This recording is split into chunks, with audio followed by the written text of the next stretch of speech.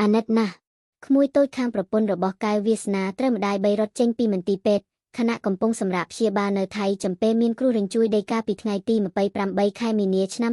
2025កន្លងទៅមានគ្រោះរញ្ជួយដីដ៏ខ្លាំងក្លាមួយកម្រិត7.7 រិចតូបានវាយប្រហារប្រទេសមីយ៉ាន់ម៉ានិងបានបង្កការរញ្ជួយដល់ប្រទេសក្បែរខាងរួមមានប្រទេសថៃជាដើមបណ្ដាលឲ្យមានភាពចលាចលមនុស្សរត់ភៀសខ្លួនចេញពីអគារមកពេញតាមដងផ្លូវនិងអគារខ្ពស់មួយចំនួនរងការផ្អៀងប្រេះស្រាំនិងឈានរហូតដល់ការបាក់រលំក៏មានជាក់ស្ដែងអគារដែលរលំមានទីតាំងនៅម្ដុំឆេថឺខេកក្រុងបាងកកប្រទេសថៃ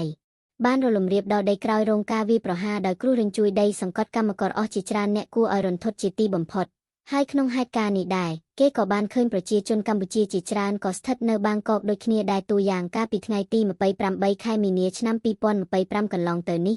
អ្នកនាងលីមសុគន្ធារីដែលជាភរិយាលោកកែវវាសនាក៏បានបង្ហោះវីដេអូបង្ហាញពីក្រុមគ្រួសារដែលបានស្ថិតក្នុងហេតុការណ៍ក្នុងប្រទេសថៃដូចគ្នាដែរខណៈក្មួយរបស់អ្នកនាងកំពុងសម្រាប់ព្យាបាលនៅទីនោះវីដែលធ្វើឲ្យមហាជននិងអ្នកគាំទ្រភរិយាលោកកែវវាសនាកាន់តែក្តុកក្តួលនោះគឺក្មួយរបស់អ្នកនាង